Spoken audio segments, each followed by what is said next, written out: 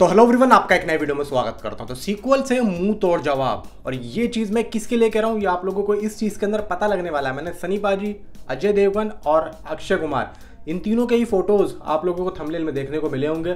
और यहाँ पे आप लोगों की अब धीरे धीरे थोड़ी थोड़ी चीज़ें समझ में आ रही होंगी कि मैं किसकी यहाँ पे बात कर रहा हूँ। देखो यहाँ पे अगर मैं बात करूँ अपने अजय देवगन की, देखो अजय देवगन का मैं सही बता रहा हूँ, मैं बहुत बड़ा फ़ैन रहा हूँ, बहुत बड़ा। ओमकारा एंड भाई कयामत फिल्म कंपनी, ऐसी ऐसी फिल्में मैंने इनकी देखी हैं। अपहरण, भाई साहब लाजवाब काम किया था, ऐसा काम जिसका कोई तोड़ नहीं था।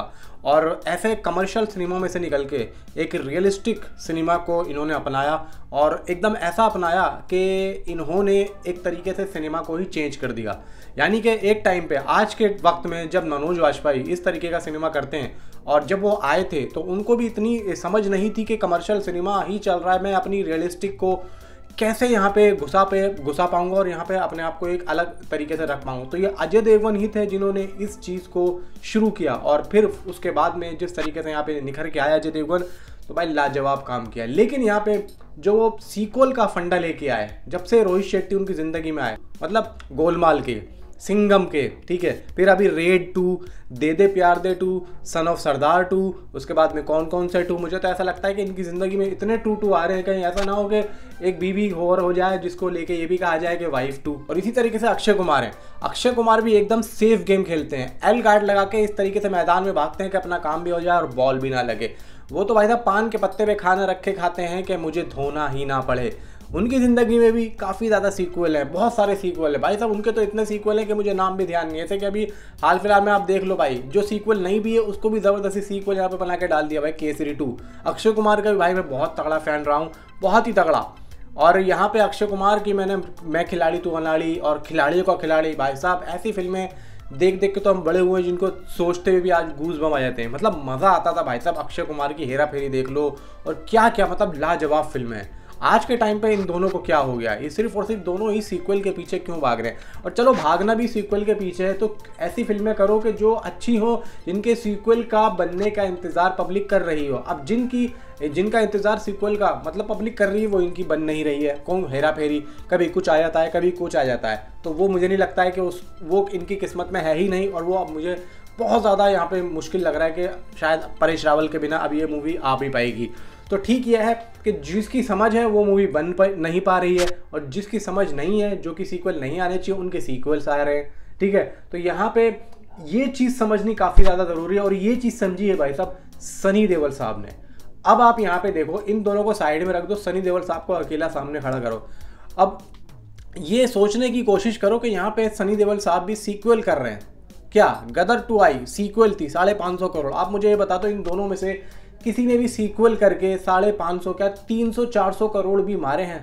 मैं इंडियन नेट की बात कर रहा हूँ, वर्ल्ड वाइड की बात नहीं कर रहा, ना ग्रॉस की बात कर रहा, नहीं मारे हैं। सनी देओल साहब ने मारे, और 20 साल के बाद में, मतलब 20 साल गैप करा, बीच में जितनी फिल्म आई पब्लिक इतना ज़्यादा नहीं देखी उस फिल्म को।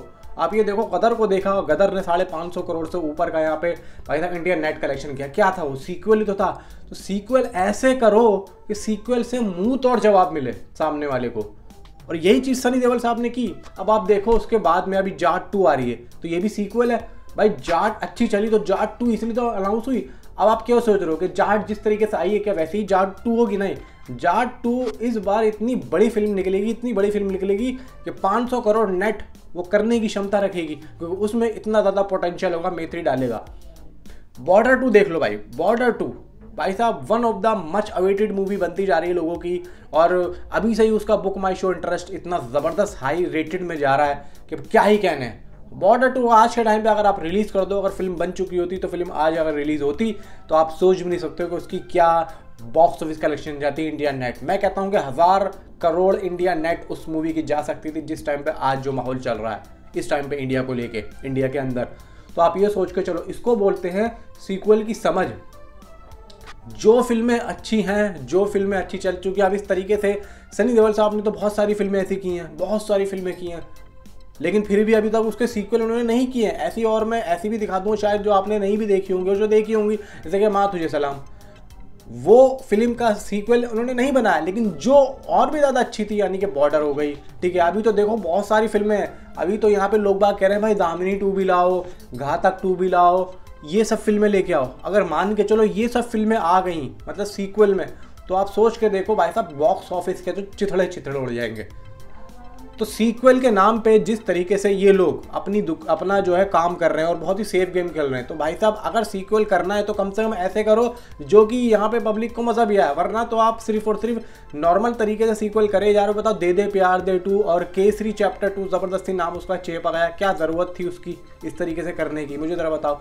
और सन ऑफ सरदार 2 भाई साहब जो बन गया, अब आप नए स्क्रिप्ट पे काम करो ना, या फिर आप उन पे काम करो जो आपकी और भी अच्छी फिल्में हैं। मतलब अजय देवगन के पास और भी कोई फिल्में है नहीं। ओमकारा 2 है भाई साहब, ओमकारा 2 ले आओ ना, ओमकारा 2, अपहरण ले आओ, अपहरण 2 ले आओ, उसको आज के तरीके से बनाओ। ऐसे ही मैं अक्षय कुमार से कहता हूँ भाई साहब यहाँ पे अगर आपको करना है तो आप लेके आते गरम मसाला। गरम मसाला इतनी अच्छी फिल्म थी उनकी, बहुत सी ऐसी फिल्में हैं, चलो हेरा फेरी नहीं हो रही है, गरम मसाला ले आते।